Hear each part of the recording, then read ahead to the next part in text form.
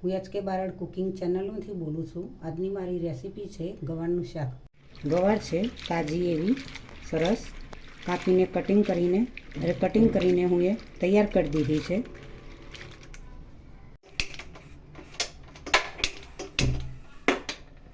Gas ચાલુ કરી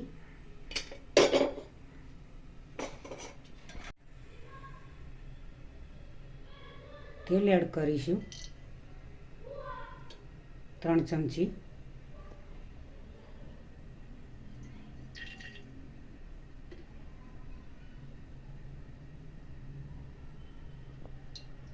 તેમાં અડધી ચમચી રાઈ એડ કરીશું.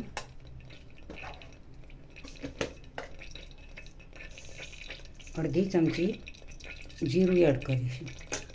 સિંગનો ભૂકો મિક્સરમાં ક્રશ કરીને રાખેલો છે તે એડ કરીશું.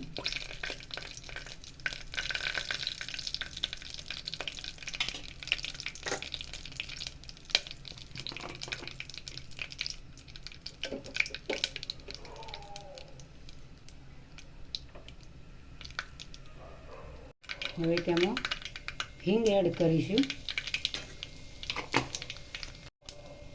તેલ ગરમ થઈ ગયું છે, રાઈ પણ થઈ ગઈ છે.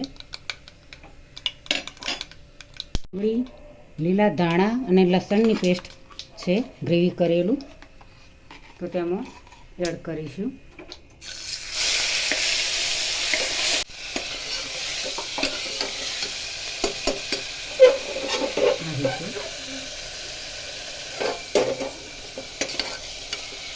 ગરમ મસાલો અડધી ચમચી એડ કરીશું.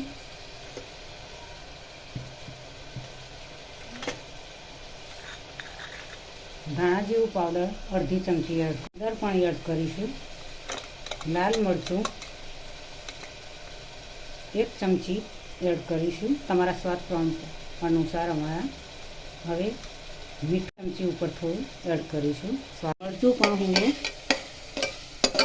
સ્વાદ પ્રમાણે નાખીએ, કોઈને વધારે ઓછું જોઈએ એ પ્રમાણે નાખ્યું છે અમારે.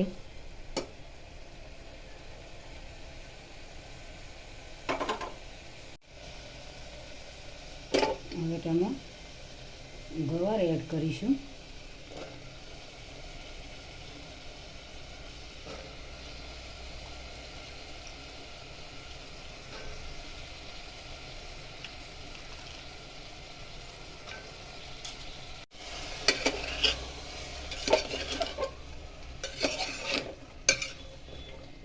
આ રીતે બરાબર ગ્રેવી સાથે ગવાર મિક્સ કરી દઈએ.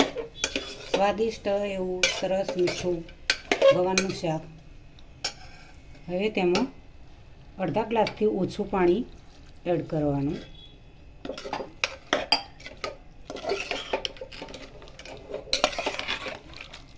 હવે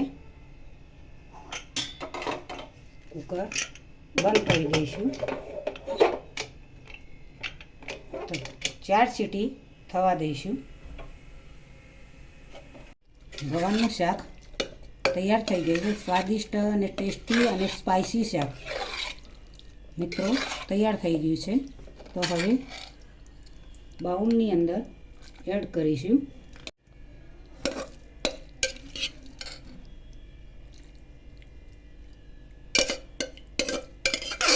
ગાર્નિશિંગ માટે થોડા ધાણા એડ કરીશું. આજની રેસીપી મારી તૈયાર થઈ ગઈ છે ગવારનું શાક. મિત્રો ગવાર લગભગ ઉનાળામાં ગરમીના દિવસોમાં જ પાકતી હોય છે અને તેનું શાક ખાવાનું, લીલી ગવારનું શાક ખાવાનું ખૂબ જ મજા આવતી હોય છે. સ્પાઇસી અને ટેસ્ટી એવું મીઠું શાક તમે આ રીતે મારી રેસીપી જોઈને બનાવી શકો છો. મહેમાન આવે તો પણ આ રીતે સ્પાઇસી અને ટેસ્ટી શાક તમે બનાવીને ખવડાવી શકો છો. તો અને પોતે પણ તમે ખાઈ શકો. સ્પાઇસી અને ટેસ્ટી બનાવીને ખાવાની ખૂબ જ મજા આવે છે. તમે પણ ખાઈ શકો છો. મહેમાન આવે તો પણ આ રીતે ટેસ્ટી અને સ્પાઇસી શાક તમે બનાવીને ખવડાવી શકો છો. નાનાથી મોટાને દરેકને આ શાક કાપેલી ડુંગળી સાથે અને રોટલી સાથે ખાવાની ખૂબ જ મજા આવે એવું ગવારનું શાક છે. તો મિત્રો મારી ચેનલને સબસ્ક્રાઈબ કરજો, બને અને મારા વિડીયોને લાઈક કરજો, શેર કરજો, બને તો કોમેન્ટ કરજો.